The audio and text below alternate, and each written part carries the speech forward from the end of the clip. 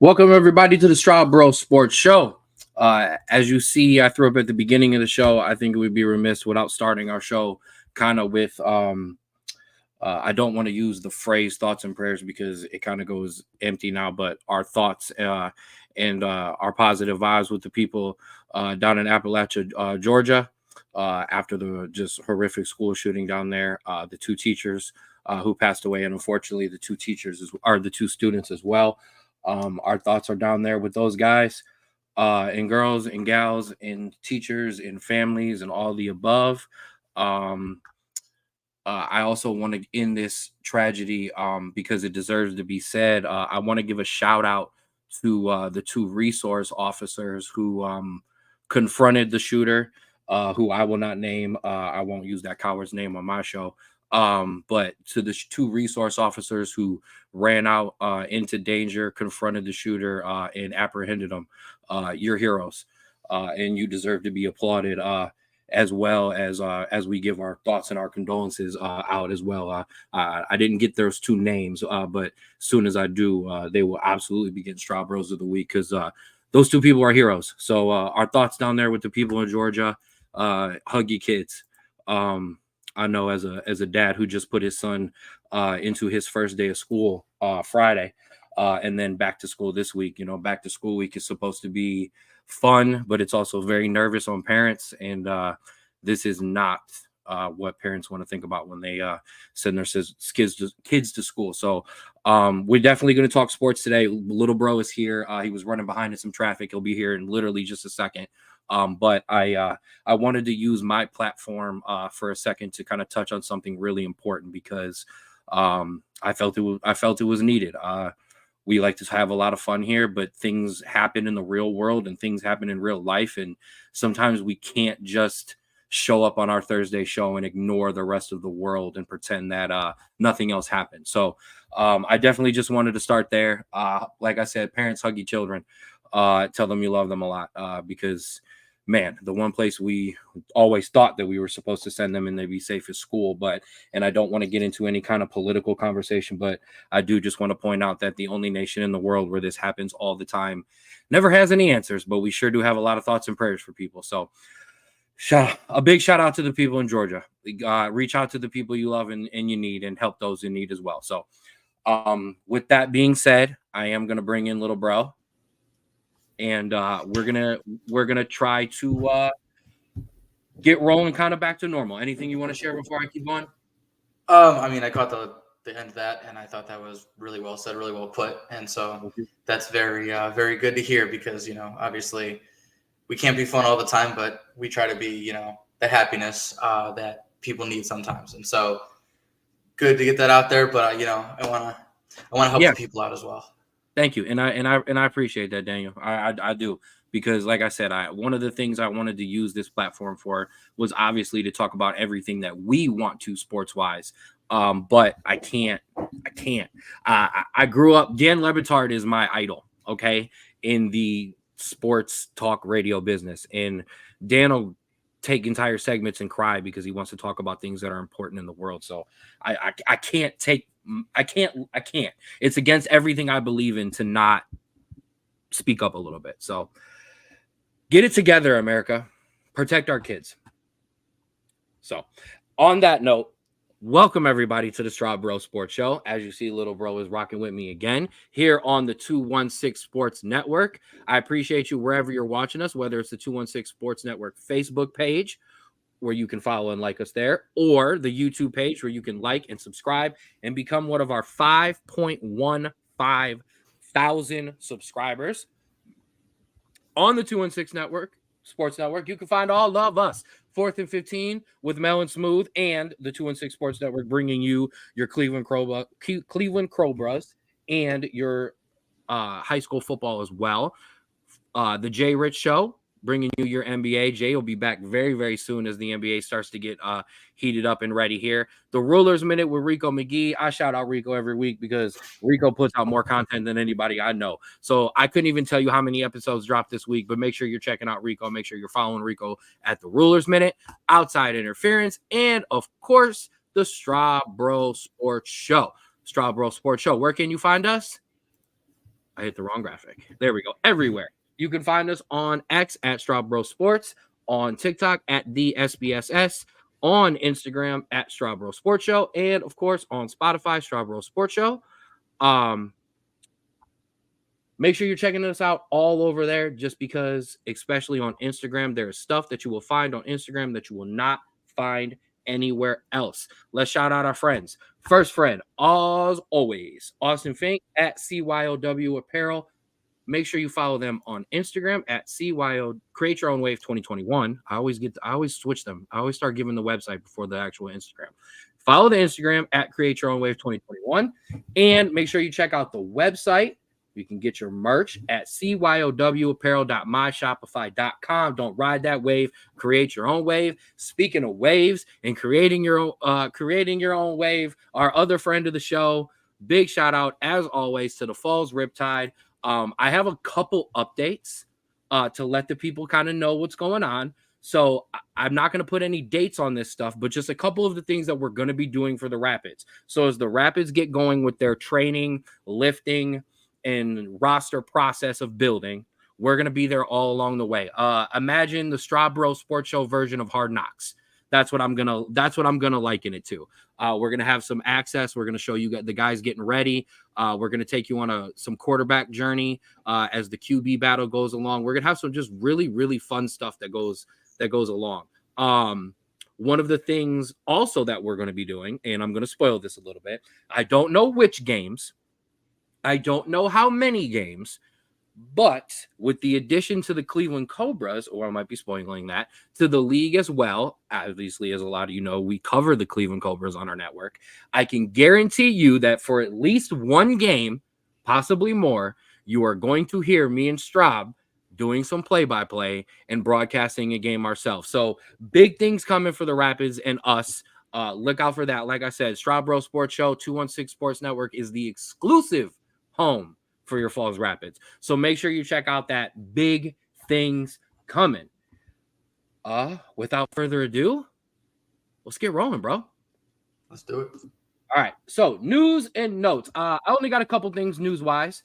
Unfortunately, and I don't mean to I don't know what to call it because I don't want to say beat this drum because it's not a great jump, but this show has a lot of not great stories today. I'm just going to be honest with everybody. But we're going to keep it upbeat. So let's start with one. The 49ers and Trent Williams agreed on a restructured 3-year, $82.66 million deal that includes $48 million up front on the dotted line, 25.69 after he picks up the pen.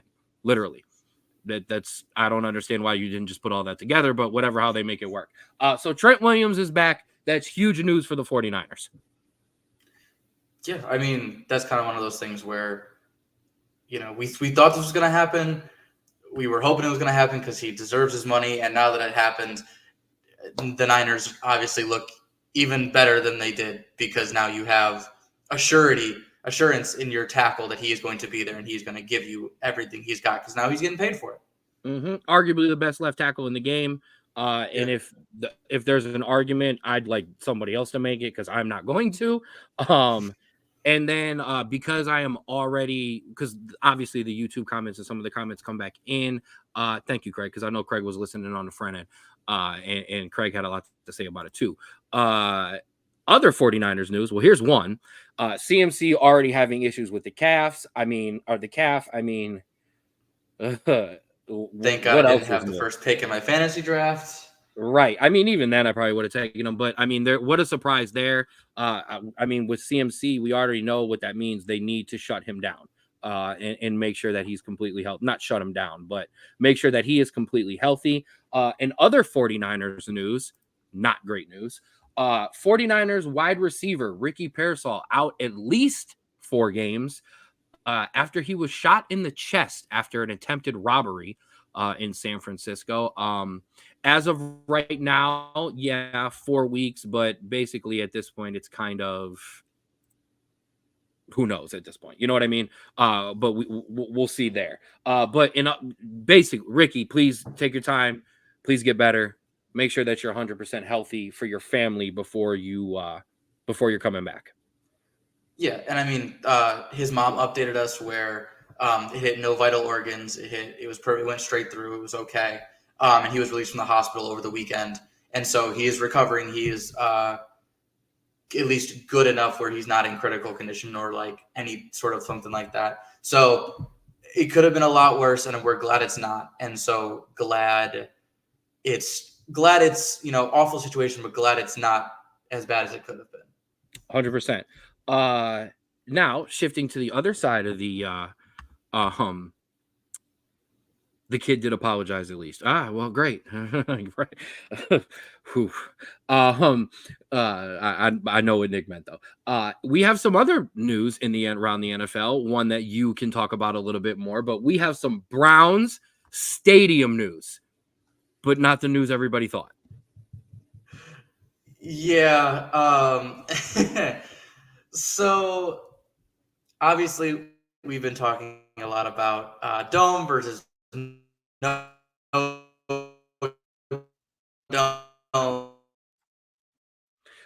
Talking about domes, not domes, all kinds of things like that. What ended up in here, I'll bring him back in. There he is. What ended up happening was for the time being, Cleveland Brown Stadium is now Huntington Bank Field. As of yesterday, a massive announcement was put out, and a bunch of interviews and statements and all that, where, if we're being completely honest, I don't think anyone's going to call it that for the longest time. I still know people that call Progressive Field the Jake and Jacobs Field. And obviously going from Cleveland Browns Stadium, First Energy, back to Cleveland Browns, back going to Huntington Bank Field. And also now that we might not even have the stadium where it's at a couple years from now, I think this is just to kind of get it out of the way. And it was put on a Wednesday. No one really cares. They just wanted to get a sponsor to get some revenue in. So that's exactly what this is. It's nothing really important. I mean, so I have given some shtick to Browns fans and specifically Cleveland fans because I don't think you're I don't think you're the greatest sports fans that have ever existed. I think you are a great fan base. But one thing I will give y'all are the most prideful bunch of SOBs in the history of Earth. You won't call them the Guardians. You won't call it you won't call it Progressive. You're not gonna call it whatever, guys. I get it. That's fine. You're a proud people and you want to call it what you call it. That's fine. That's all I got. So I will say I gave my mom stick for the longest time for calling it Jacobs Field over Progressive, right? Mm-hmm. But now that it's the Cavs have Rocket Mortgage Fieldhouse, I still call it the Q. And so, like, it's not like I will never call it Rocket Mortgage Fieldhouse, but that's just like, it's such an ingrained thing in my brain that I understand how, like, it comes out. That's not what I'm talking about, for the record, and you know that. I'm talking about you prideful ones that are like, I refuse. I work with a guy, but when I call him the Guardian, exactly. we'll literally, I won't call them that. Okay, I got you. Please go stand on the hill in your backyard, because that is literally, never mind. But we won't go there. It's not polite to use the phrase that I was about to say today. I will say this, and he meant name at the end of this. He fixed it. They did say, if the stadium moves, it stays. However, I do want to point this out. Cool. What? Cool. You know. No. I do want to point this out. Like, this happens all the time. This is how you get the major influx of money to your team. And hey, if you want that stadium downtown, and you want the dome on it, and you want it to stay there, Huntington Bank Field. Got you. Roll with that stuff, man. All right. Although Key Bank Field would kind of be cool because you have Key Tower right now. You know what I mean? That would kind of be cool. But I get it. I get you. I don't know anyone who uses Huntington Bank. No disrespect. Now, we talked about the 49ers, talked about the Browns. Why are we talking about all that? Because the NFL is back, baby. It starts tonight with our first game, throw the graphics up. Yes, tonight we have Baltimore at Kansas City. Make sure your fantasy leagues are set. Our rosters are set. Mine's good to go, just in case anybody was wondering. The running joke that you all don't know if you watch, but everyone who knows me is that Ken is notorious for forgetting about week 6 or 7 to usually around 4 to just start forgetting to set his fantasy roster. College football is big over here. Obviously, everybody knows how much I love college football, so I forget. I'm not gonna lie, but I'm on top of my stuff today. We've got Baltimore and Kansas City. Obviously, the reigning champs kick off our first game. Then we have our first Brazil game Friday as the Green Bay Packers take on the Philadelphia Eagles. And then Sunday, we've got a major slate. Cardinals at Buffalo, New England at the Bengals, Minnesota at New York, Tennessee at Chicago, Carolina at New Orleans, the Steelers at the Falcons, and hold on, there's a second slide. We've got Jacksonville at Miami, Houston at Indianapolis, Oakland, Las Vegas at LA. That was a tough. I almost just rolled right all over that one. Denver at Seattle, Washington at Tampa Bay. My beloved Cowboys travel here to Cleveland to take on the Browns. Unfortunately, I won't be there to watch it. I'll be coaching. LA at Detroit, and our Monday night special, the Jets at San Francisco. LA Detroit is our Sunday night game. Yep. Okay, beautiful. So as you see, full slate of NFL. Let's start with tonight. What do you think about tonight's matchup? I like it. I think it's a great matchup. I think the Detroit Kansas City game was last year's kickoff game, and Detroit ended up winning that one, which was a great game. Baltimore's trying to downplay it. They say they don't want revenge from last year because this was your AFC Championship game. But come on, you are going in there. That is week 1. That is to set a statement that you're not the same team as last year. That you're going to beat them. You got to watch them put a banner up. Come on. Yeah, exactly. And then for Kansas City. This is a one where, listen, you started slow last year and you came around and you came through. What kind of Kansas City team is it this year? Are you going to start slow again, or are you going to come out guns blazing? We'll have to see. Absolutely. Spoiler alert, I got some stuff coming up on this NFL slate in our favorite Big Bros Bet segment. So I won't step on my own toes here, but we have to talk about it. Browns, Cowboys, Browns. Come on now. All my Browns friends have been, what do you think, Ken? What do you think, Ken? And this is my honest opinion, okay? If CD had signed early on and Dalvin Cook was in all of camp and I knew what I was getting, I would say, based on what you have been having going on in the offseason, I would say you're in trouble, and I'm coming. However, my quarterback's going to throw it to your team because CD Lamb's not ready yet. Your quarterback, I don't know if he can throw it. So both of our defenses, they better just score. Okay. Like this is what it is. Okay. Let's just line up Micah Parsons and Myles Garrett on offense and have them do like a drill or something. And that'll determine who scores. And then we'll just let them play defense. How's that? Yeah. For like the hardest part about this is we've had such similar, like other than obviously holdouts, like the specifics of the off season we've had differently, but in terms of just the overall feeling of our off seasons, it's basically been about the same. And I hate that because it used to be, the Browns used to be this team that was like, it was so full of potential. We weren't probably going to do well, but you know what? We wanted to see who was good. Now we have the talent and we have to deal with all of that talent, everything that comes with it. And it's so much more stressful than coming into a season being like, maybe we'll win 8 games this year. No, it's you need to be in the playoffs. You need to go deep in the playoffs. You have players that are make or break this year. And it's like, it's stressful. It is so stressful. But in terms of this game, yeah, it's going to be a defensive game for most of it. I think Dak will come into it. I think he'll start playing really well. I don't think you're going to have any sort of a rushing attack. Who's going to play well? Yeah, I think Dak is going to play well. Rain Dakota Prescott? Okay. I'm not saying that because I have him on one of my fantasy teams. I'm saying that because I genuinely believe so. And for us, I think it's going to be the opposite. I think our Jerome Ford's going to play really well against that offensive line. But I think Deshaun Watson's going to be a big question mark, and that's going to be shown on the field. All right. Here, well, I don't think we've ever done this before on the Straub Sports Show, so we'll do a little role play real quick. You can play all of the people at my work and outside of my personal life who have asked me this question. Hey, Ken, what do you think about the Cowboys this year? Go ahead, ask. Hey, Ken, what do you think about the Cowboys this year? So that Notre Dame win was amazing. Not a game that I normally think we would win, and we just got to go in with Northern Illinois and just kind of take care of business because that's what I'm really excited for. Okay. So now you come to me and you go, hey, Ken, or hey, Andrew, what do you think about the Browns this year?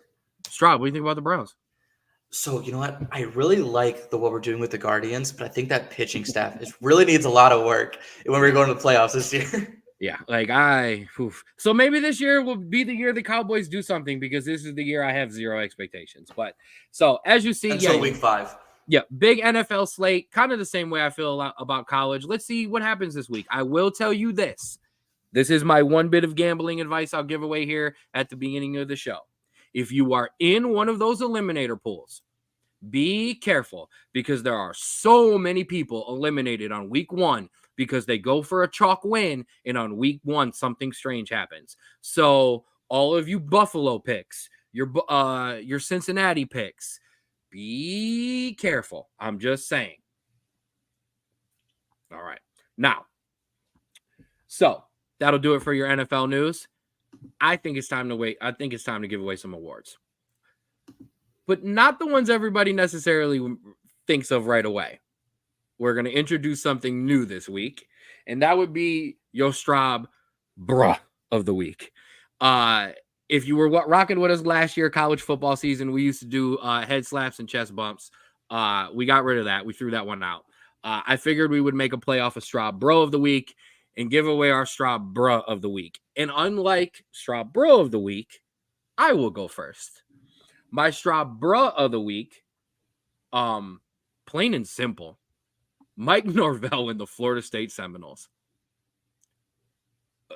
My whole thing was that you can't blow this thing in week 1. Well, you can if you lose in week 0 too. Like, I didn't think I needed to put that asterisk in. Not only did Florida State lose to Boston College, more on that here in a minute, and absolutely just blow their season apart, they just lost 2 straight games within the ACC. Now, one to Georgia Tech, now one to Boston College. Shout out to somebody who was really smart on our show and said that Boston College hiring Bill O'Brien was a great hire. Oh, wait, that was me. How about that? I know my college football. I just, what the hell, Florida State? What the hell? We'll get into it more because I have some theories on it when we talk about the game. But yeah, no, that was the first one was a surprise in terms of like, oh, Georgia Tech got the upset win. Now it's a surprise because you're like, oh, is Florida State just like not good anymore? I don't know. Go ahead, sir. All right. So mine is also college football related, but it is not about the play on the field. So if you tuned into the Minnesota-North Carolina game, you saw that Minnesota blew a first half lead to North Carolina and was down 16-14 late on in the 4th. Now, they got the ball. They had a chance for a 47-yard field goal, but obviously, as other teams do, North Carolina called a timeout. Now, between the timeout and when he kicked it, the Minnesota stadium staff or technical staff, whoever what it was, decided that was a good time to shoot off fireworks. And there's a video, if you want to look for it, of in the middle where everyone is getting ready to go. Fireworks were shot off by the stadium. And that wasn't enough to make them Straub Bro of the Week. What made them Straub Bro of the Week was that Minnesota proceeded to miss the game-winning field goal and lose as time expired, which makes them my Straub Bro of the Week. Not the kicker, because listen, I know do your job. That's the thing on the show. Kicking's very hard, especially high 40-yard field goals to win the game. But I think that the technical staff, a little bit of a worse moment there. So I would say there are my Straub Bro of the Week. You got to go last because that perfectly embodies what Straub Bruh of the Week is going to be about. Minnesota technical staff, get it together. Minnesota, get it together. completely blew the Thursday night parlay apart because of your actions. Now, we're not going to talk about the fact that Jacksonville State got blown out by 30 points and also messed up the parlay. That's not the point. So I talked to you about this. For those that don't know, I also did some betting this weekend, and I was also very devastated. I had a stupid 12-team parlay because I went, you know what? I never bet. Let's make it stupid. I'm And the it was degenerate. all unders. Every single one was an under. And it was from Thursday to the Saturday games. Check my phone Thursday night. All of them were correct.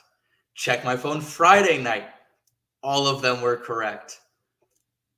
Checked my phone Saturday night, and the only game not to hit the under was Kent State and Pitt. And so while they're not my straw bro of the week, they are on my hate list for the rest of the season because that would have been a pretty penny, let me tell you. That was my Georgia over last year. That cost this household, I think it was a K. Was it 400? Yeah, it was a 4. I think it was. Oh, yours. Oh, yeah, yours was ridiculous. 40 bands. Yeah, 40 bands. Yeah, 40 bands. Mine was 1.5K. Shout out to Georgia hitting 57.5 and not 58. 1-800-GAMBLER. If you have a problem, make sure you reach out because, yeah, those things like that can turn a bad man. This is why I don't bet. This is why I don't bet. And if you need a reason, that is why. All right. So those are your Straub bruh of the week. Now, it's time to give away some good awards. Your honorary Straub Bro of the Week, presented by Create Your Own Wave Apparel. Don't ride the wave. Create your own wave, and you can become a Straub Bro of the Week. Fighting through his connection there for a second. Straub, you go first.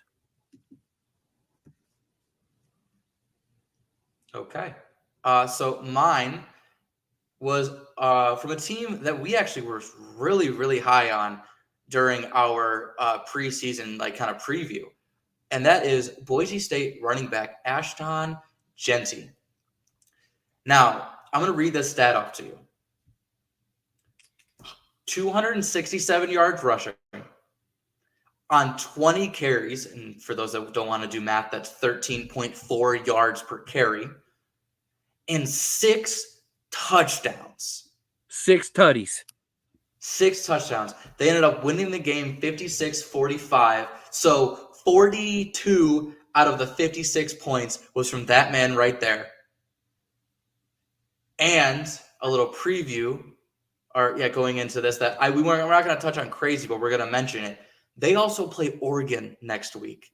And when we're going to talk about how Oregon struggled, that's going to be a game to watch because that man is a human highlight reel. If you want to watch highlights of that game, he is ridiculous. I think his longest run was 70 yards. Took it to the house. Ridiculous. More of that coming up as we run through our top 25. And also shout out the fact that I gave him much, much love in our Mountain West preview because he's that guy there. Okay. I'm going to turn the show to a different side here. I have 3 Straub Bros of the week. I'll start with the first one. My first Straub Bro of the week is Maryland running back Josiah McLaurin. No relation to Terry McLaurin. He pointed that out on his social media, so I figured that I would mention that. Who lost his father and his cousin, or his father Robert and his cousin Kurt last week in a tragic hit and run. Freshman made his collegiate debut in Maryland's 40-6 win over UConn, where he took a screen pass for 24 yards to the house for his first ever collegiate touchdown. Got mobbed by his teammates as well. Salute to you, kid, for being able to make it through a tough week, suit up, and make a play for your team as a true freshman. Shout out to you. I'm going to try to get myself together for this one. And I have something for it, so I'm going to throw it up. After our show Thursday, unfortunately, there was some news that came out that was really horrific. Matthew and Johnny Gordeau were tragically taken from us last week. after they were hit by a drunk driver in New Jersey. Unfortunately, the day before they were scheduled to be groomsmen in their sister's wedding. Matthew was 29, Johnny was 31. Matthew was a professional hockey player like his brother, who played for the Reading Royals of the ECHL. And he also played with his brother during the 2013 and 14 season together at Boston College, as you see in that picture. Johnny, his brother, was known as Johnny Hockey in New Jersey, where he's from, a standout in high school and in college, where he starred at Boston College and won a national championship. Then went on into the NHL, where he played for the Calgary Flames for 9 years before signing with the Columbus Blue Jackets in the 2023 season. Both brothers shared their love of their beloved sport for their family, as well as their family, as they were scheduled, as I said, to be groomsmen in their sister's wedding the next day. The Gordeau brothers are survived by their mother, Jane, father, Guy, their sister, Katie. Johnny was married himself. He is survived by his wife, Meredith, their 2 children, daughter, Noah, who was almost 2, and son, Johnny, who was 7 months old. Matthew's wife, Madeline, is currently pregnant with their first child, who is born or due to be born in July. We would like to offer our thoughts and prayers and condolences to the Gordeau family, because that is it's heartbreaking. And I wanted to touch on it in this segment because to see, I mean, man, this show is all about 2 brothers getting together for their love of sports. So to see 2 brothers who were able to live out their dreams together and play sports and share that love together was it was touching to see, and it was also heartbreaking as well. So rest in peace to Johnny and Matthew Gordeau. They were taken from us too soon. We're going to take a quick commercial break here on the Straub Sports Show, so Big Bro can collect himself and we can get back to our sports. It's Captain Baby. It's Captain Baby.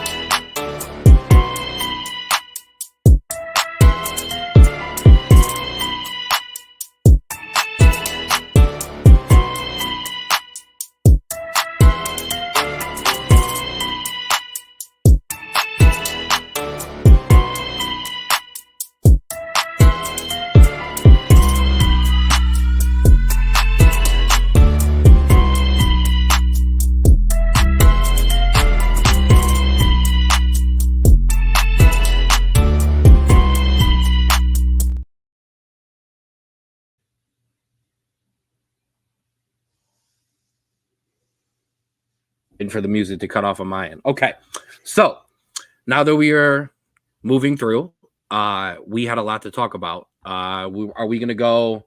You want to go baseball?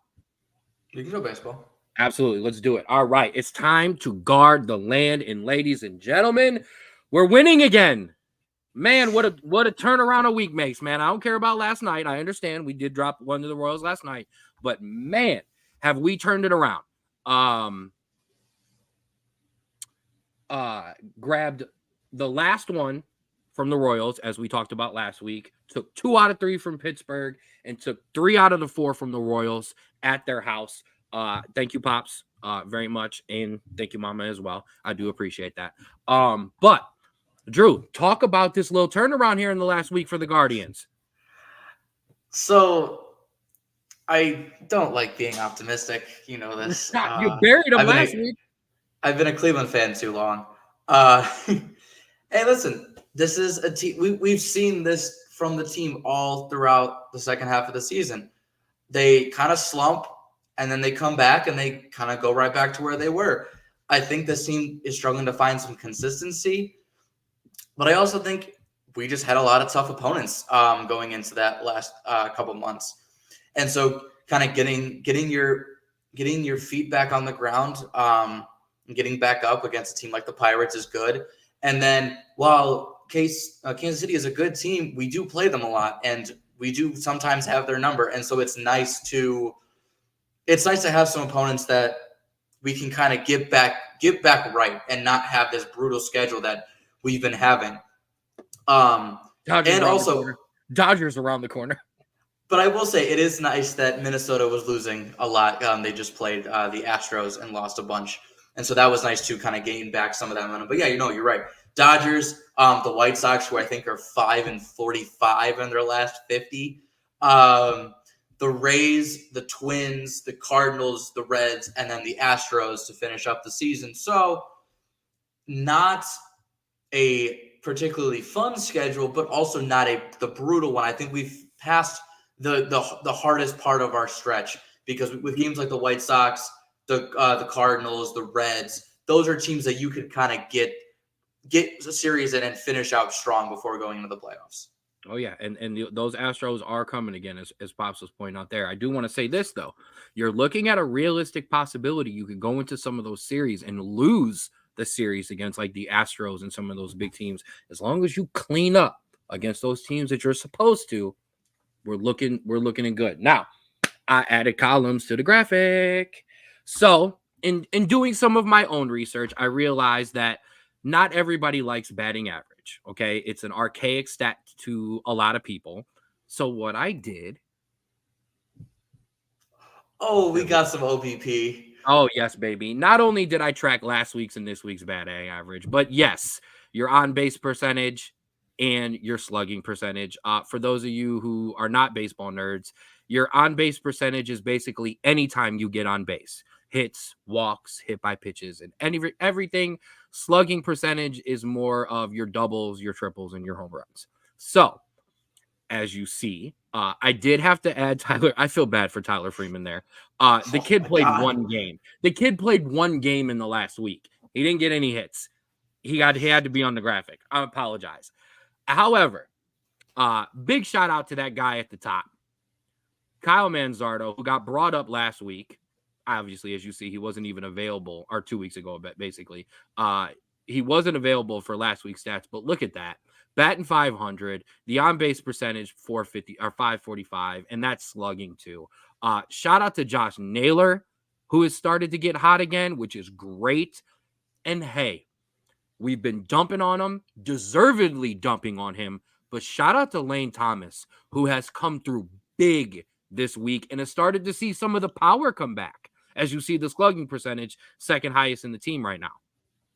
You're absolutely right. And that, like I said, Manzardo, his first game back, he hits 2 home runs. Can't ask for anything less. Lane Thomas, this is what we need from you. We need a couple days a week where you're going to get us an RBI or 2. You're going to hit well. You don't need to be 3 like you are right now. You need to be 6, 5, 7, kind of where we want David Fry to be. But obviously better is right.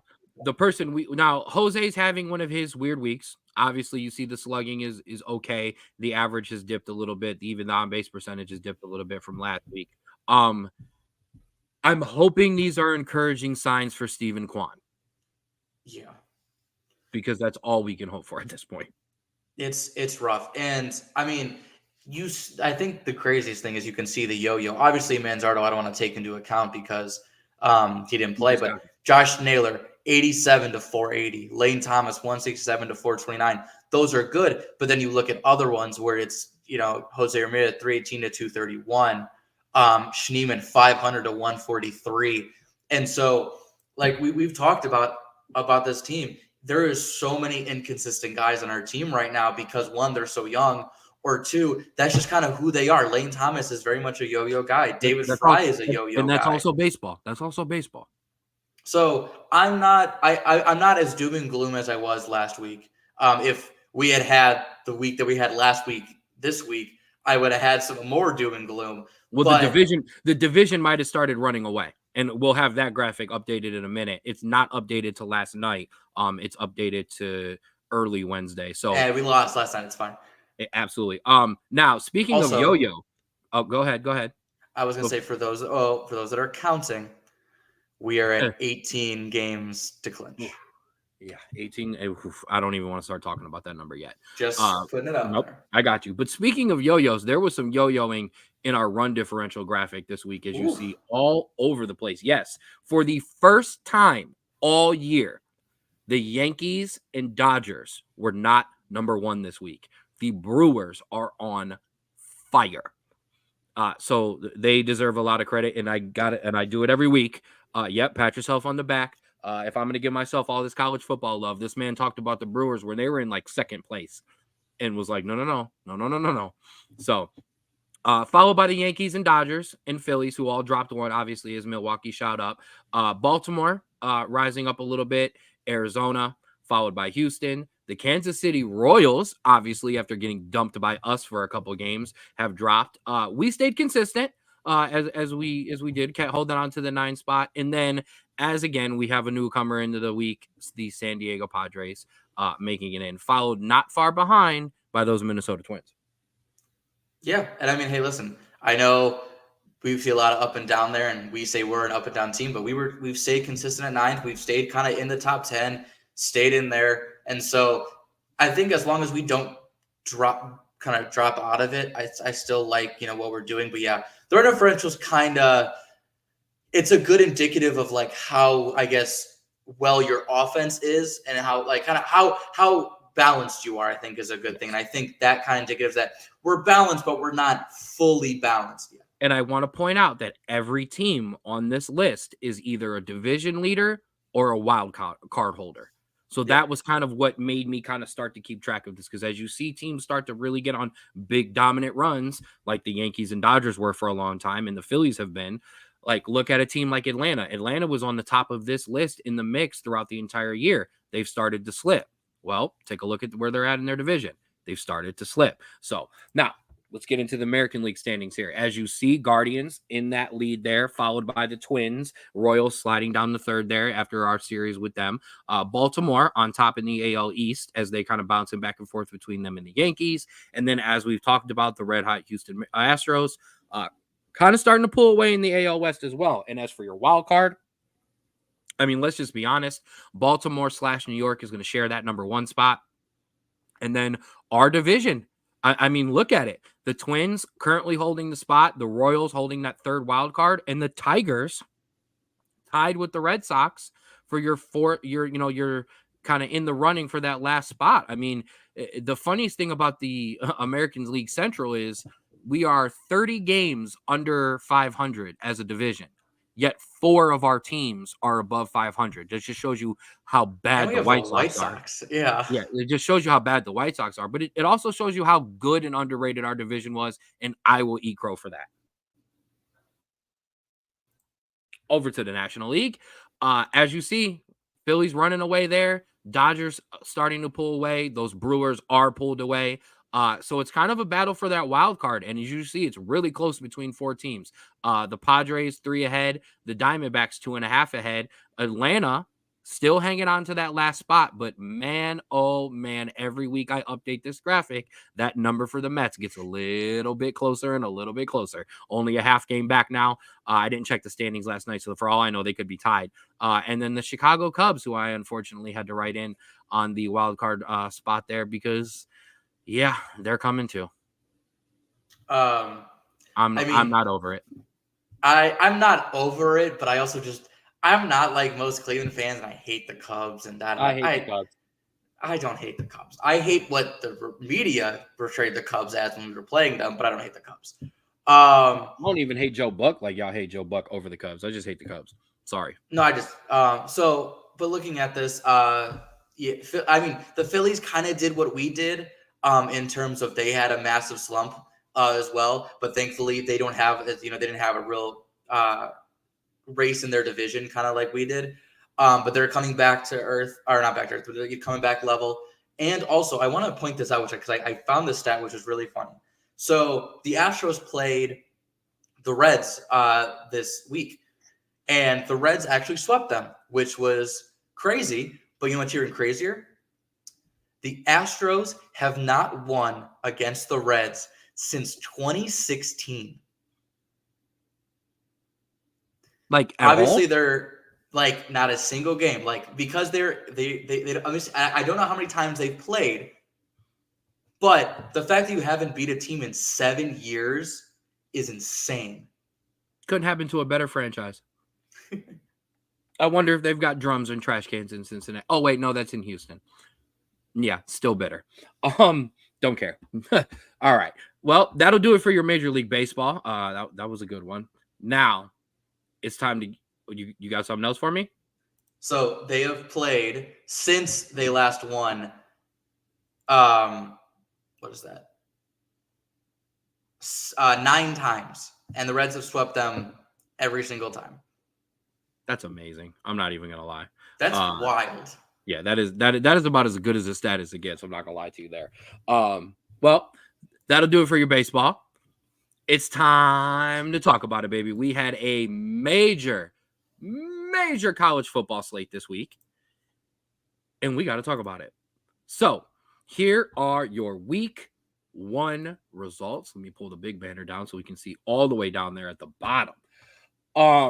Man, what a week. We had some great games.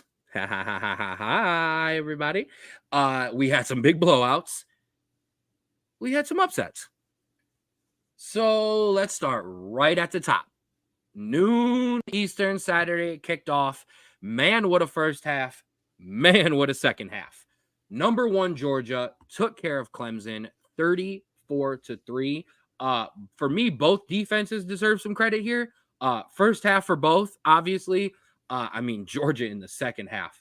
Clemson should get some credit. I truly believe that. 4 touchdowns on 4 consecutive drives to come out in the second half for Georgia.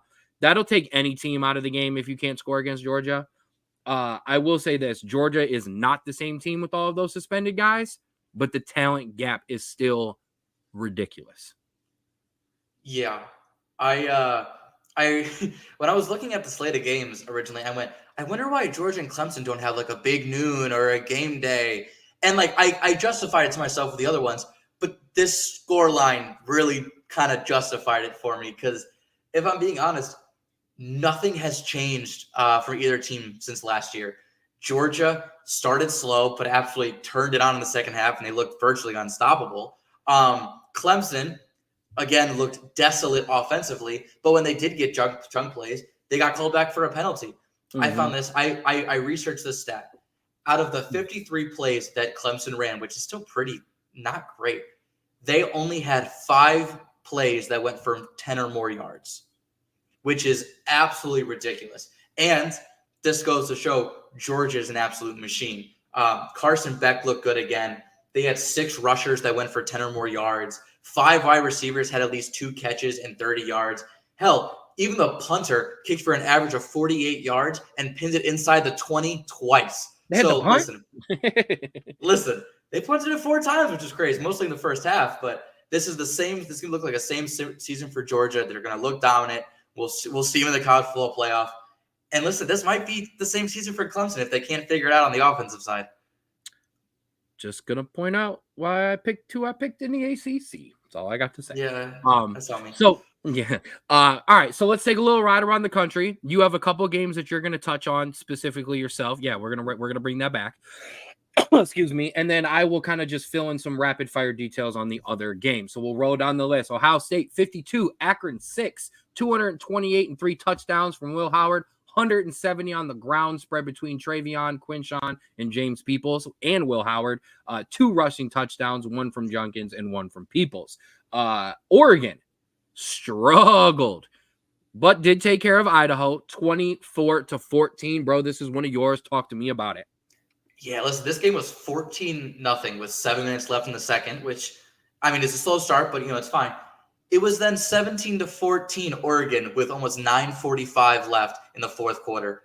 And listen, it's not like Oregon's offense was like desolate. Oregon outgained Idaho 487-217. They got triple the amount of first downs, almost double the amount of possession, but they had a missed field goal, a fumble, and 2 turnovers on downs. That really shows how much they're missing Bo Nix and Bucky Irving from that offense. Now, listen, I'll give Idaho credit, but it was really just Oregon had a really bad day because I believe Dylan Gabriel's going to be fine. He went 41 for 49, 380 yards, 2 touchdowns. But this running attack is going to need a lot of work. And whether that's with the running back itself or the O-line that gave up 3 sacks and 6 tackles for losses, we're going to see, because when it comes down to the stretch, you are going to need a balanced attack in that Big Ten schedule, and just kind of throwing it 50 times with Dylan Gabriel, I don't think is going to cut it. I will say this. If you're going to get it out in a win against Idaho because you got bigger games ahead. Keeping it rolling, because we went from Georgia up to Ohio, across to Eugene. Now let's fly down to Texas. Texas, 52-0 against Colorado State. Here's the only the two sets of numbers you really care about. Quinn Ewers, 260 yards, 3 touchdowns, 1 interception. Arch Manning, 95 yards, 1 touchdown. That man is getting his PT, and that man is going to get some more as we roll. Down to Alabama, where Alabama took care of Western Kentucky, 63-0. Yeah. Jalen Milroe, 200 yards passing, 3 touchdowns, 79 yards rushing, 2 touchdowns on the ground. I got to point these 2 numbers out because they're ridiculous. Justice Haynes, 4 carries, 102 yards, and a touchdown. Yeah, you do that math. Ryan Williams, 2 receptions, 139 yards receiving, and 2 touchdowns. Okay, I don't care if that's Western Kentucky, Northern Kentucky, Kentucky high school. That's impressive. Okay, moving on. He's 17, by the way. Yeah, right. Williams. Yeah, 17. He can't buy a lottery ticket, but he's catching touchdown passes for Bama.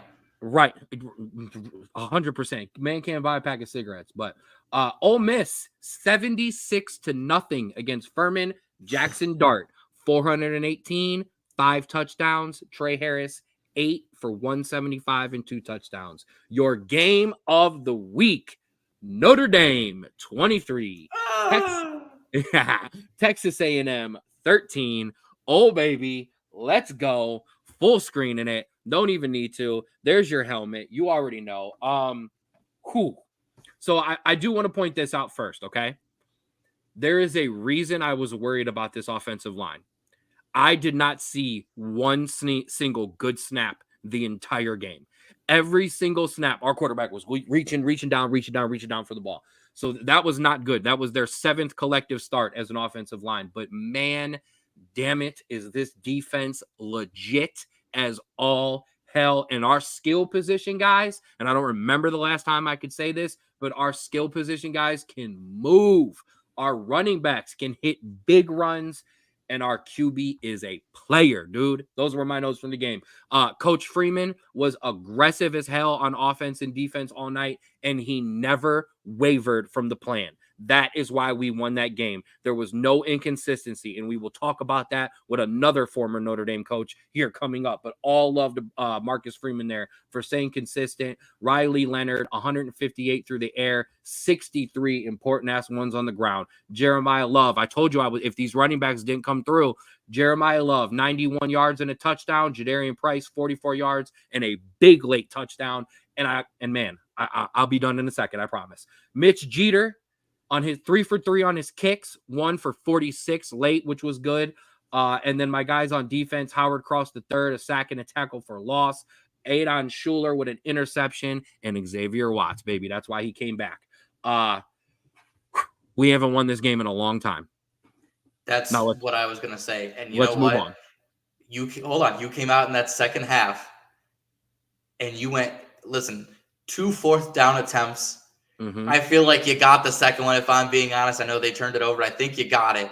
We did, but I don't want to go there. We won the game. I said to myself, that's the Marcus Freeman I know and I remember, because it looked like last year he was following Chip Kelly's footsteps where he's kind of being passive and didn't want to.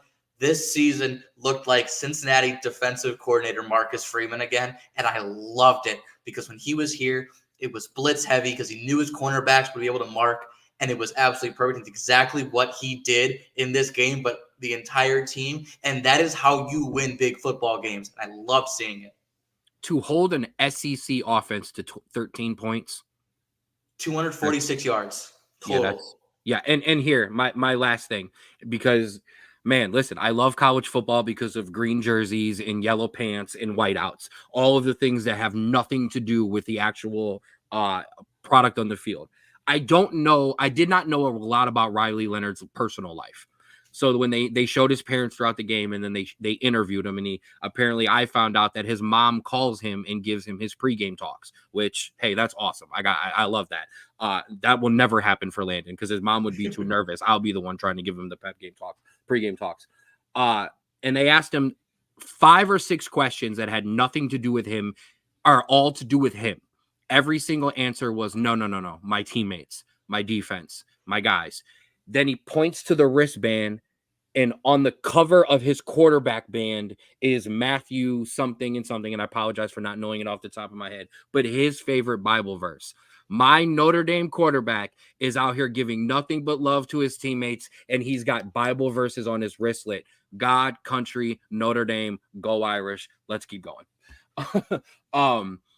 In the other big game of another big game of the week, we got to talk about it. Penn State 34, West Virginia 12. Is Penn State a complete team?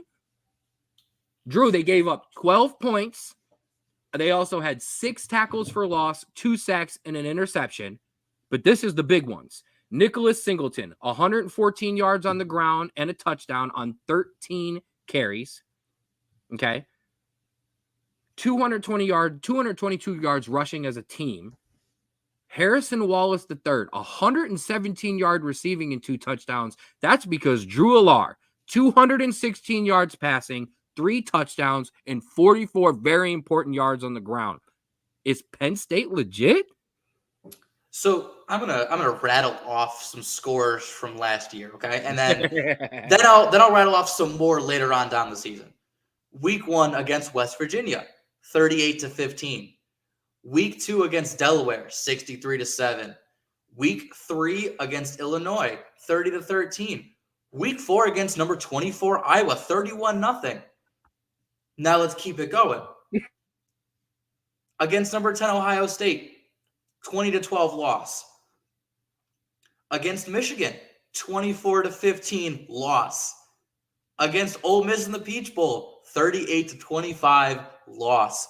I will not back this Penn State team until they have shown me that they can beat USC, Ohio State.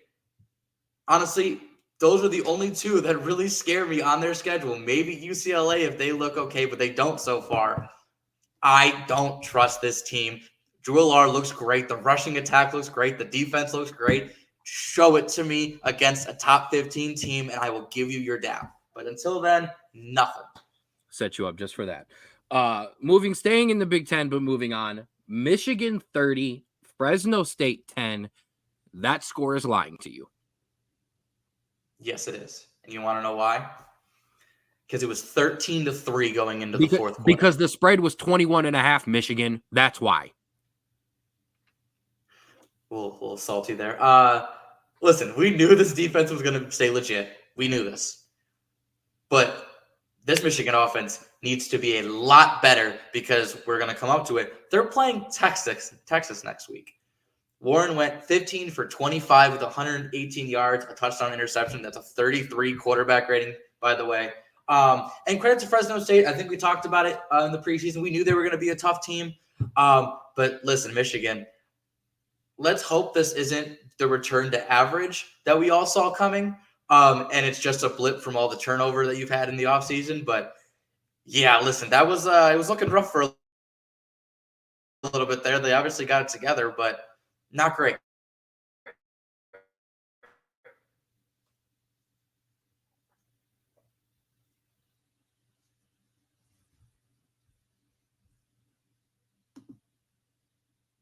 Call there, Drew. We talked about, I absolutely believe it's going to come back down to earth. We talked about it. They're just not the same team. It's going to happen. Well, more on that here in a second. But yeah, Michigan, not blowing out the teams like last year. Moving on down the line, where they were last week. Remember, we're going through last week's rankings. Number 10, Florida State, 13. Boston College, 28. All I have written in my notes is ha ha ha ha ha. They have, and this is what I was talking about earlier, but I have a theory for this. They had 21 rushing yards this game. Mm-hmm. Their leading rusher has 48 rushing yards all year on 15 attempts. Yeah. And you know what the worst part is that's exactly what their mission or their scheme was last season. Their leading rusher had 500 yards.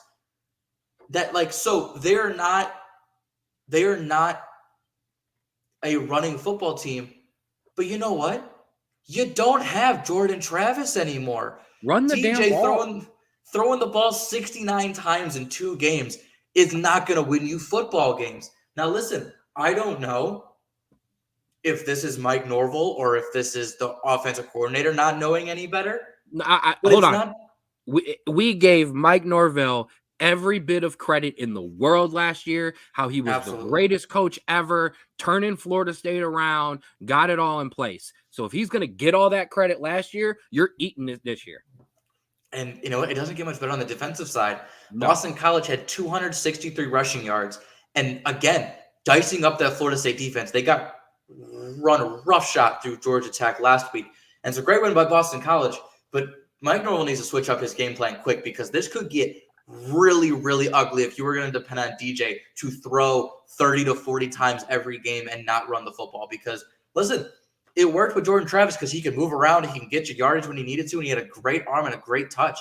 DJ is a good college quarterback, not a great college quarterback, and he is not going to lead you through those games. Are we sure he's good? I know he was okay.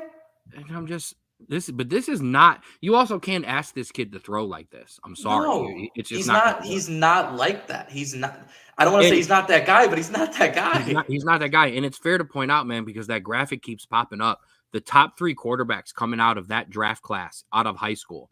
Number 1 was Bryce Young. Number 2 was DJ. Number 3 was CJ Stroud. CJ Stroud is a monster. Bryce Young is still kind of yet to develop, but I mean, I don't want to. It's unfair to judge him currently just because of what happened in Carolina. And then you look at DJ. I don't see him getting drafted right now. And I think he was the best one out of those 3 coming out of high school. He had the most promise. And, the fact that his brother had committed to Clemson before was the reason they got DJ to begin with.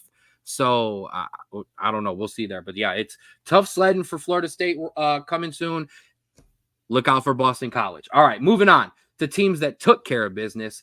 Number 11, Missouri, 51-0 over Murray State. Brady Cook, 218 yards, 1 touchdown, 189 total rushing yards, 300 receiving. Why? Because my guy, Drew Pine, came in. Former Notre Dame quarterback, Drew Pine. It was Drew Pine. Oh, my God. 10 for 11, 82 yards, baby. Lighting it up.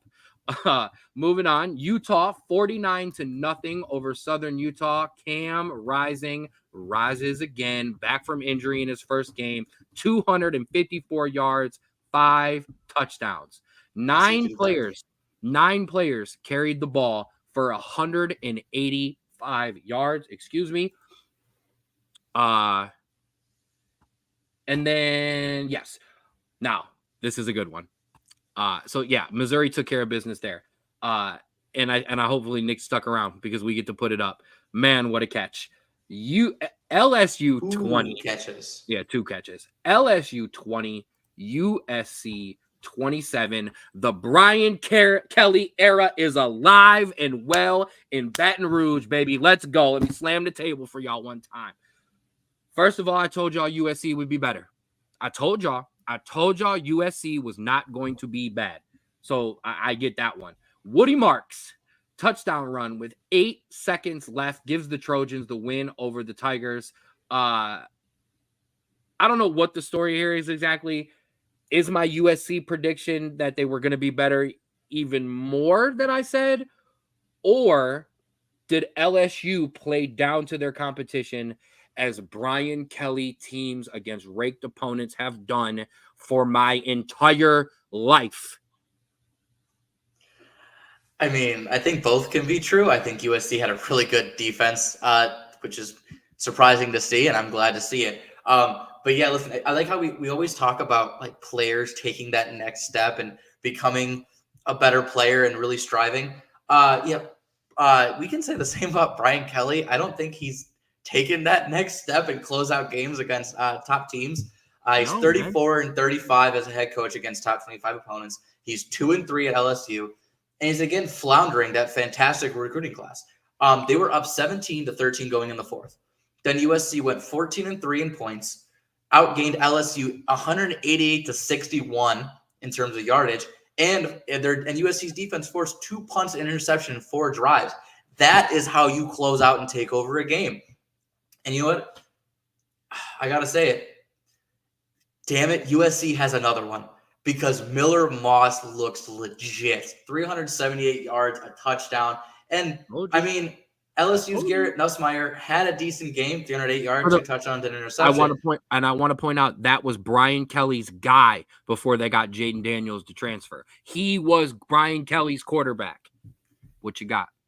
He's okay. But yeah, that 1 interception sealed the game for USC. So not a terrible game. I'm sure he'll get better. But yeah, that Miller Moss, and that receiving core, both are looking real, real nice. Both things that I'm pointing it out because I said it. I'm sorry, but I told you both of those things. I knew whichever one of those quarterbacks they start was going to be good. Moss was good. You don't want to mess around with this offense, man. You really do not. USC is going to be a player. They scare me come last game of the season for Notre Dame. I'm telling you that right now. As for Brian Kelly, I'm sorry, but this is just who Brian Kelly is as a coach. All right. And the reason I'm glad this is happening, sorry to say it like that, is because us true diehard Notre Dame fans wanted him fired for about 3 years before he left us because we were just done. We knew what we had, which is a really good coach against really bad teams and some decent teams, but he gets out-coached and he gets out-schemed and he gets out-coached late way too often in these big games, and that's an indictment on Brian Kelly himself because I don't want to hear it no more, all right? Because you didn't get all the recruits that you wanted at Cincinnati, so you left for Notre Dame. You didn't get all of the top guys at Notre Dame, so you left for LSU, and here you are sitting in the same damn boat. Row it yourself. Moving on. Tennessee took care of Chattanooga 69-3. Oklahoma took care of Temple 51-3. Oklahoma State, a little scary there with South Dakota State, 44-20. Ali Gordon II, 27 carries, 104 yards, 2 touchdowns, 27 carries already. Kansas State took care of UT Martin, 41-6. Miami, I told you about them, you boys. 41-17 over Florida. Don't you ever throw that up on my screen again. How about the U, though? Cam Ward, 385 and 3 touchdowns. As for Florida, they might win less than 5 games this year. And that's not an indictment how bad Florida is. That is how awful their schedule is. Florida is also not that good either. No, they're not. But at the same time, and also shout out to the guys from the U who were coming off the field yelling to the Florida recruits to come to the U. I saw that. That is not on. So, they didn't go to, the recruit section. Florida's staff put them right next to the Miami fans for God knows why. And Miami was celebrating with their fans and went, oh, 4 5-star recruits. Come on, celebrate, which is the worst thing you could have done. Florida seating staff, honorary Straub bruh of the week. That we forgot about that one.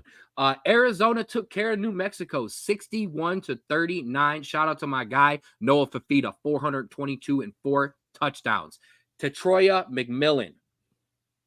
Get used to this name, especially on Sundays. 10 receptions, 304 yards, 4 tutties. Excuse me, hiccups.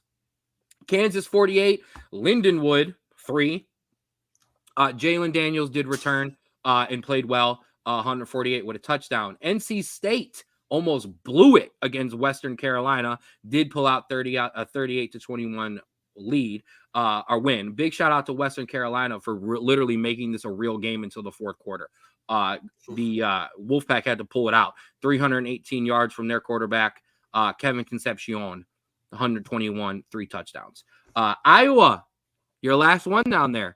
40-0 against Illinois State. The Iowa Hawkeyes with a 40 burger. Cade McNamara still hit the under, by the way. Yep, it was 41. I knew.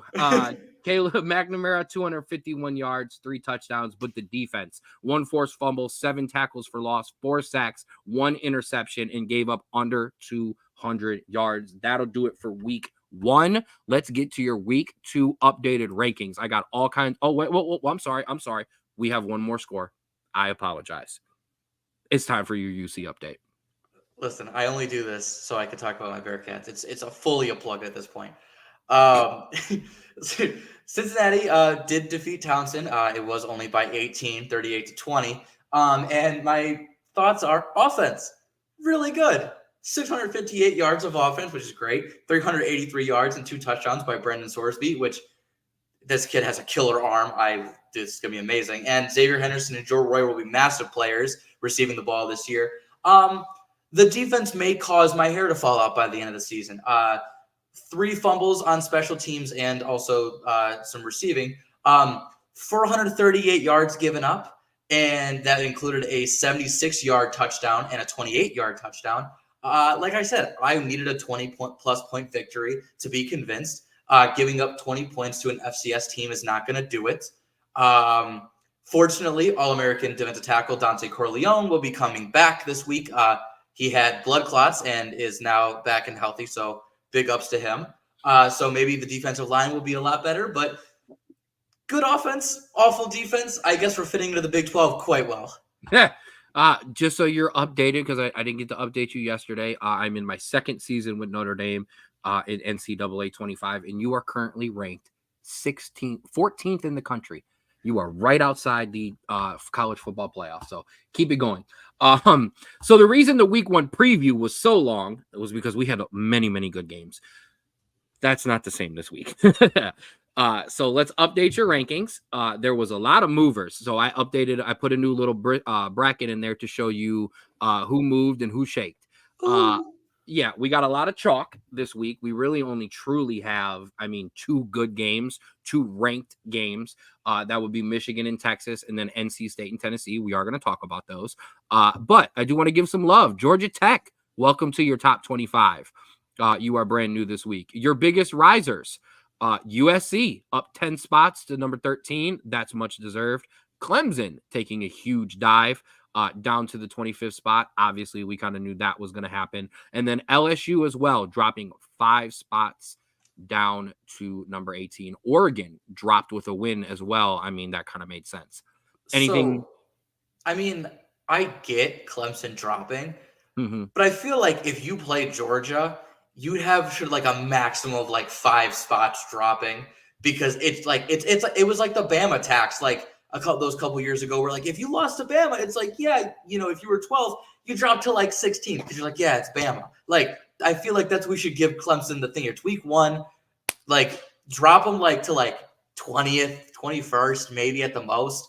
But like, dang, man, 11 spots. It seems a little harsh there for a loss to Georgia. I think the problem is I think and this is the AP poll. I think there's a lot of people going, oh, okay, maybe Clemson is just Clemson again. So if 6-6 Clemson shows up again, no, you're not going to be anywhere near the top 25 there. But okay, so let's get to your games. Obviously, you see Georgia, Tennessee Tech, Ohio State, Western Michigan, Alabama, South Florida. My Irish take on Northern Illinois, as you can run down the list. But your big game there, Oregon versus Boise State, is something to look out for.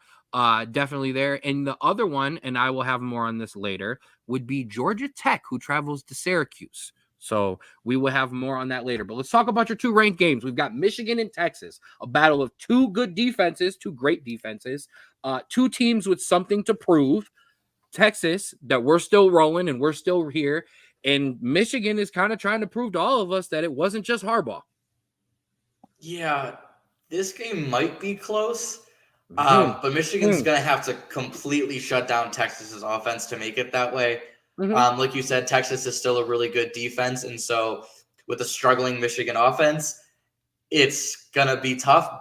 But listen, Michigan defense has completely shut down teams before. And so it would be hard, but it's happened before. And also, the Big House has played spoiler a couple times. So while this can be an easy Texas win, when we look back on it Saturday night, it could also be a Michigan close game like we've seen a couple times recently. Yeah. Michigan's defense has to play lights out. and they need some big special stuff. I mean, timely plays, interceptions, punt return, punt blocks, maybe a special teams go for it. You know, the magical stuff that you can get in college football sometimes that kind of takes when you don't match up necessarily on talent all the way around. You know what I mean? Texas, but I want to be honest, Texas should really take care of this. They have an elite quarterback in Quinn Ewers. Nowhere else on the field does Michigan have an advantage compared to the advantage Texas has at quarterback. And so if they just play good, they'll walk through this game. If they play great, they will win big. If they play bad at the quarterback position, Michigan can be in this game. Yeah, and that's the thing is Michigan has to literally play the best defense all year right now if they're going to do anything, because the offense is still working things out. They don't have the ability to go down against Texas because you're not coming back with what your offense looks like. And so I think they have a chance, and I think the big house is going to play an impact early, and maybe they can disrupt that Texas offense. But you got to do it for all 4 quarters. You can't just do it for the first 1 or 2 and let your offense figure it out. You are going to have to do it the entire game. If there was a team that could do it at home, it's Michigan. And the problem is, because, and I'm going to say this, I know this is blasphemous to both these teams, you have got to treat Texas like Ohio State. Yeah. Period. End of story. You have, if you're Michigan and you want to stay relevant, you have multiple Ohio State games this year, and that's just facts. So our other ranked game of the week, Tennessee. Tennessee is number 14. They travel to number 24, NC State. I mean, this is kind of if NC State from the third quarter of week 1 or from the first 3 quarters of week 1 shows up, Tennessee is running away with this game by the second quarter. But if the NC State in the fourth quarter from week 1 shows up, this is going to be a game, baby. Yeah, this is. I think this is very similar to that Texas-Michigan game where you have a team that came off in a really, really dominant victory in Tennessee. They whooped on Chattanooga. Obviously, you should have. And then you have a team like NC State who, until scoring 21 straight points, was losing in the fourth quarter. And so, obviously, you give Tennessee the advantage. But NC State always has a good defense. It's what is known for NC State. And so you got to go up against Tennessee that had 718 yards of offense last week.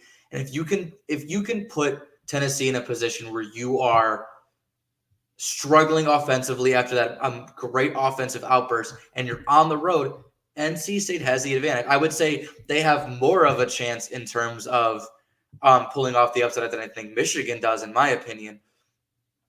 But I think they also have just a likelihood of chance as Michigan does to get blown out against Tennessee. Yeah, so, I'm worried about NC State here. I'm not going to lie. But you're at home. You're at home. It's your first big game. You're against a big opponent. NC State's a fun place to play, not when you're against them, but when you're at home. And so while we give the advantage to Tennessee, I'm not fully off on NC State. No, I will say this. Week 1, you can't blow it for a couple of reasons. Missouri and whoever else, not everybody's going to win 59-0, 63-0 every week. Right. So yeah, some of those teams lit it up. Some of those teams maybe we're getting the kinks out. An Oregon, somebody like that, an NC State. So we'll see. I'm not putting huge stock into week 1 just quite yet.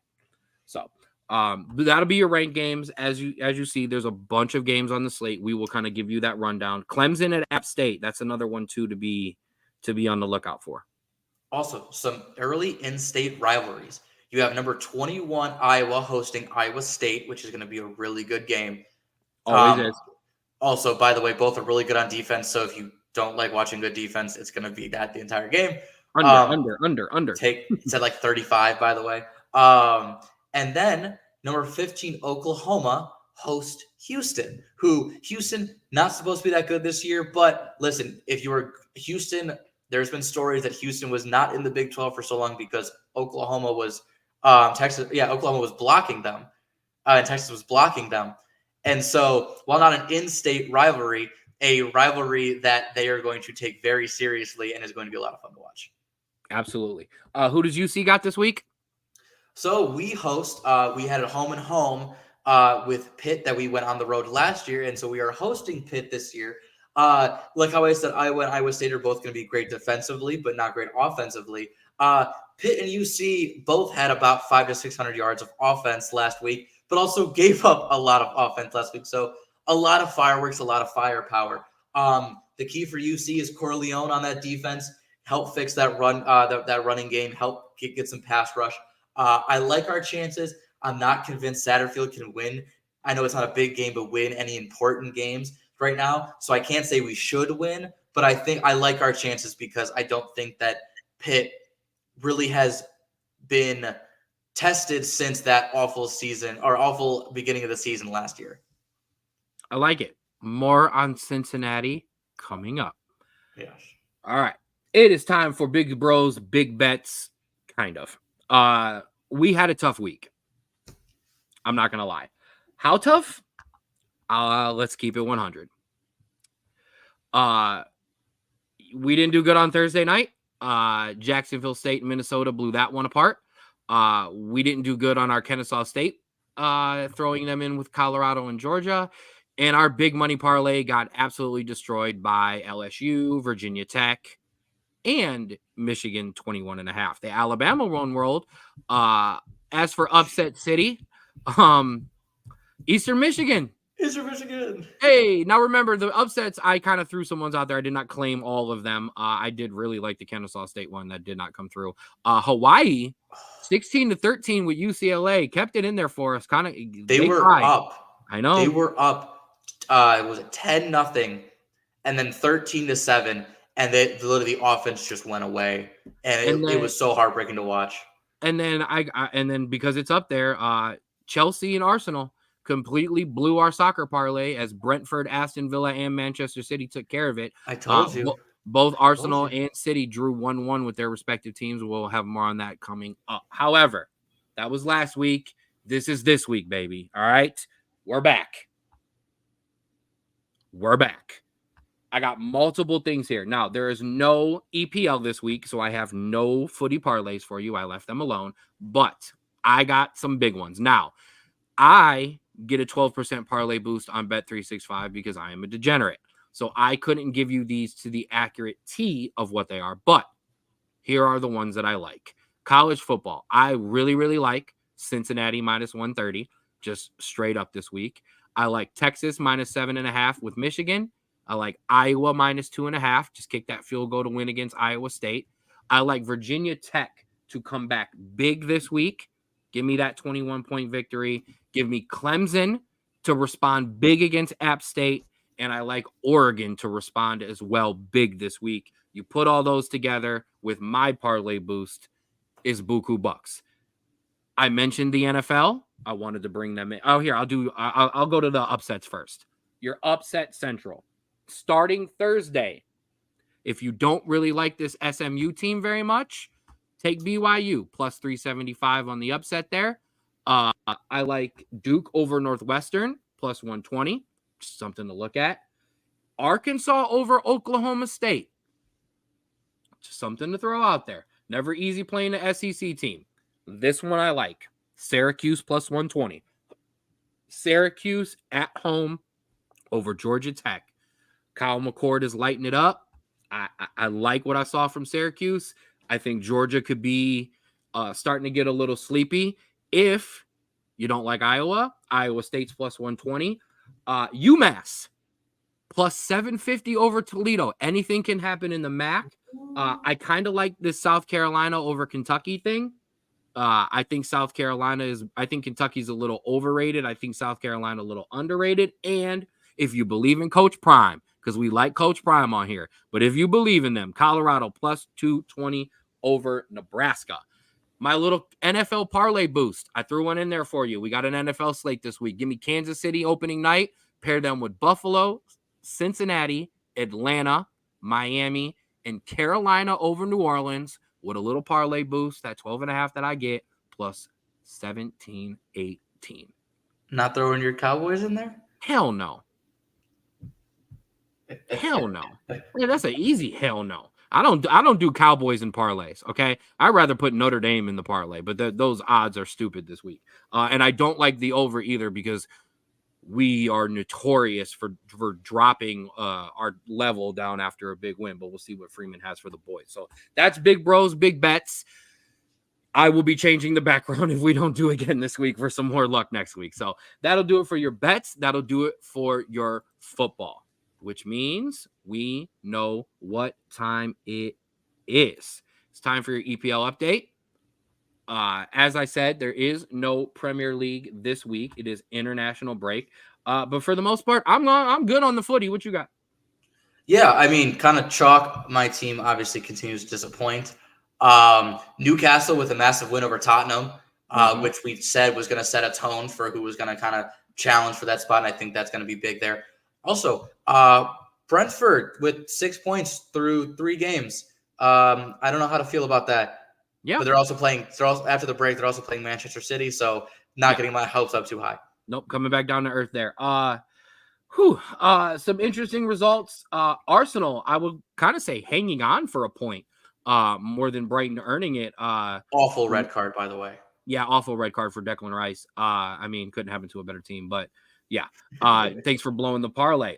Newcastle, as you said, rebounding big against Spurs. And yeah, we got to talk about it. Yeah, my parlay lost, but putting Everton in the relegated 3 of my preseason prediction is looking more and more true every week as Bournemouth stormed back with 3 goals after I think it was the 80th minute to storm back and beat Everton 3-2. We are in danger of losing one of the storied clubs in English football to the championship and being relegated. Yeah, and at this point, the fans absolutely don't deserve it, but the owners do. Dude, yeah, I was gonna say it's all about the ownership here. You literally watch as top players from your club get sold, and nobody's coming in to replace them. Like you look at teams like, give me a thing here, like Aston Villa, yeah, or Brighton, if I'm being completely honest, or Bournemouth right now, where they're selling top players for big money, and they're going, okay, give me you, and you. And they boost the team so it's not just one guy. Everton doesn't do that. They bring guys in on cheap contracts to boost them up to get sales. They sell them out, and that's it. There's no game plan. And this is why they're doing so poorly, is because there is no mindset. There's no actual plan going on here other than let's make money off of selling players, and it's terrible. Now we're very early on, but I currently have all 3 bottom relegated teams nailed. That's very good. Yeah, and listen, Ipswich got their first point, and so that is the only reason as to why my prediction is not true on Ipswich yet. Absolutely. Go ahead, run the show here. Yes, sir. So, I mean, we're not going to talk about the next games because that's another for a week. So we're just going to hop on over to the MLS here. We'll look at the Eastern Conference standings here. Obviously, the top 5 or 6 remain, but the top 3 get a win there. New York did lose to Philly there, and both New York's lost too because NYCFC lost to the Crew. Nothing really crazy here. DC United got a big bump and is up to 11th now as Nashville sinks to the bottom. But nothing really changes here. If we move on over to the West, while remaining in first year, Galaxy did lose 2-1 to St. Louis, which was a little bit of hurt. But hey, LAFC did lose to the Houston Dynamo, so nothing really changed there. Seattle, after a loss to Portland, dropped down a couple spots after a big loss. And really, honestly, those are kind of your things for MLS. There are some games this weekend, but they are kind of catch-up games. We will update you on them next week kind of as a quick blurb, but nothing really crazy, no big games. I think there's 3 or 4 games, so nothing really crazy there. And that's kind of what we got for EPL and MLS. Hold on. I got you. And so, to wrap up the show, we have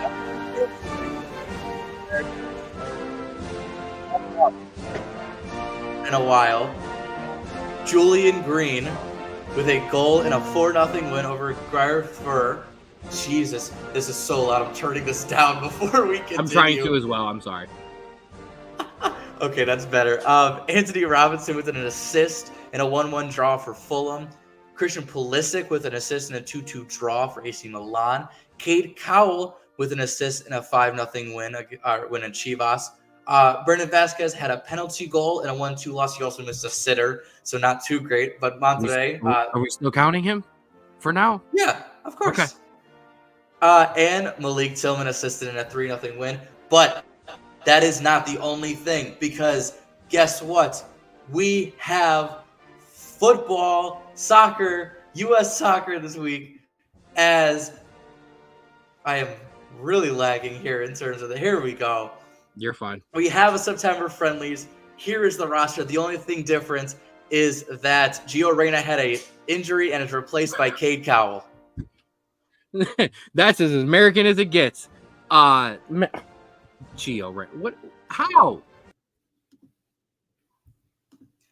He got it in training. He also hasn't been playing a lot, so I think it's just a little knock to keep him, just kind of make sure he doesn't re-injure because he's been playing a lot. But I don't think it's too serious.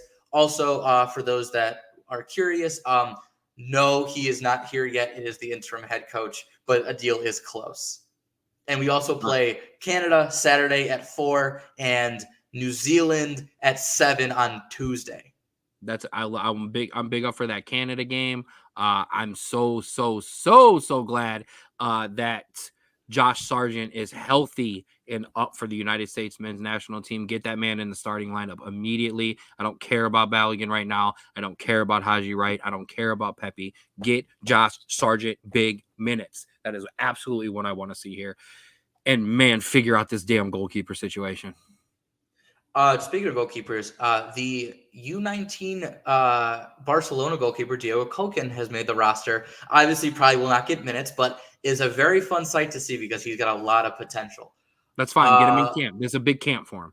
Yes. So no other real big players. Marlon Fossey is in. I like seeing his name as he doesn't get a lot of minutes. But we do have some other national team news for the women's side.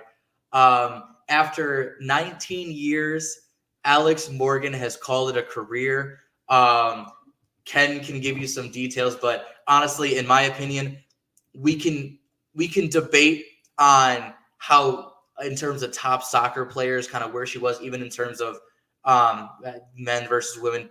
Don't want to get into those debates, but in terms of influence, is up there with one of the most influential soccer players of all time, with Lionel Messi, Cristiano Ronaldo, all because she has made dreams of so many girls wanting to play soccer now that it is absolutely fantastic. Amazing career, Alex. And Ken, I know you had you wanted to take the floor with this, but I wanted to kind of introduce it because I think she's an absolutely amazing athlete.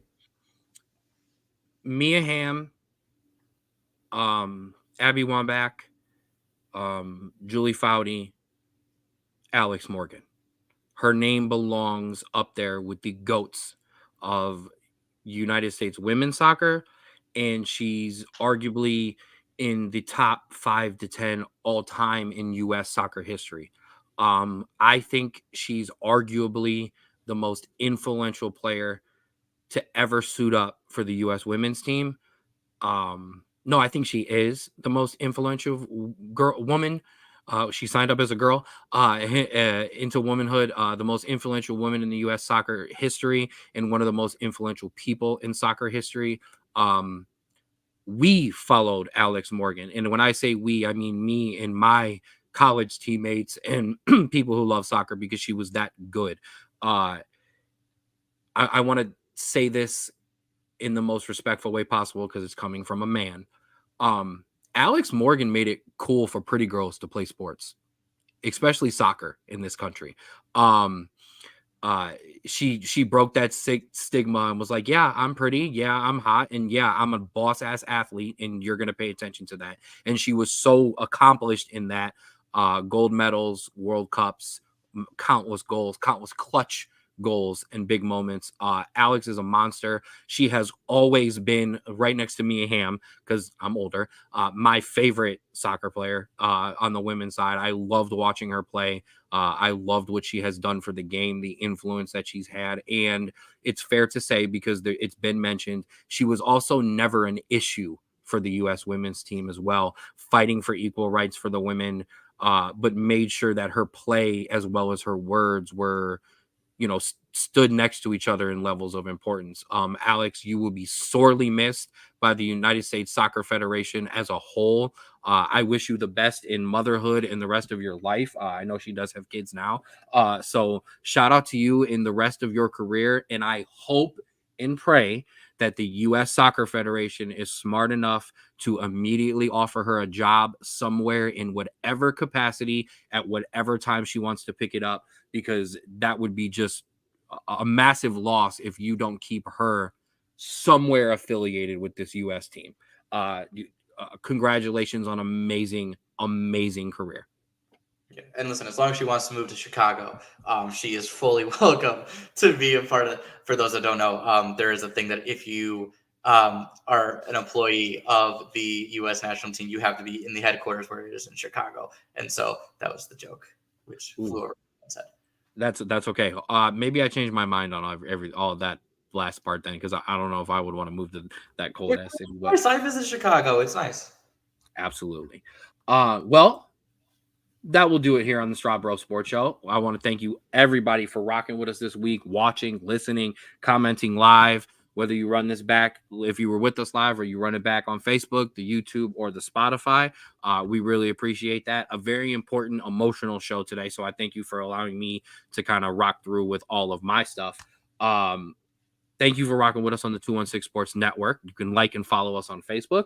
Like and follow us on Facebook. You can like and subscribe, become one of our 5.15 thousand subscribers on YouTube to the 216 page. What do you get on the 216 Sports Network page? You get all of us. You get exclusive coverage of your Cleveland Cobras and some high school football as that gets roaring up. You have 4th and 15 with Mel and Smooth, the Jay Rich Show, the Rulers Minute with Rico McGee, Outside Interference, and of course the Straub Bro Sports Show. Where can you find a Straub Bro Sports Show? Everywhere and anywhere. On X at Straub Bro Sports, on TikTok at the SBSS. We need to update that. Instagram at Straub Bro Sports Show. Make sure you check that out for some exclusive interviews and stuff. And of course on Spotify at the Straub Bros Sports Show. A big shout out, as always, to KZ Productions, I'm sorry, for letting us be on the YouTube page. Make sure you like and follow their Facebook and YouTube page as well. They got good stuff coming out there. And as always, a big shout out to my guy, Austin. Make sure you follow them on Instagram at Create Your Own Wave 2021. Get your apparel at CYOWapparel.myshopify.com. Don't ride the wave, create your own, get you some gear. I like my shirt, but the stuff on the website, it looks 1,000 times better. And that's no disrespect to my shirt. So make sure you check them out, and make sure as the season gets ready and ramped up, you check out the Straub Bro Sports Show as your exclusive home to the Falls Rapids as they get their football season starting to get ramped up and ready to go. Drew, final shout outs. Yeah, thank you everyone for watching and listening. However you digest our two very unimportant people talking about very important concepts and stuff here. And a little shout out to myself. By this time next week, instead of being a very handsome 22-year-old, I will be a very handsome 23-year-old. And so that's going to be very interesting, even though I'm pretty sure that getting that year older really doesn't make too much of a difference when you have a job and a career and nothing really changes. Big plans this weekend? Not this weekend, maybe next weekend. Okay. So we'll need to figure out our brother Palooza as we go on. Maybe you can come finally see the apartment. Absolutely. Absolutely. That sounds like it. Yeah. Find me a spot on the floor to fall asleep on. It will be good. As I said, thank you everybody for watching with us this week. A very, very, very important episode. Like I said, on the front end of this, a big shout out and all our love to all our people down in Appalachia, Georgia. And then obviously our thoughts and prayers with all of the people in the NHL and for the Godot brothers as well. much appropriate that we end the show as we always do this week more than ever. Please remember to love yours. Thank you, everybody.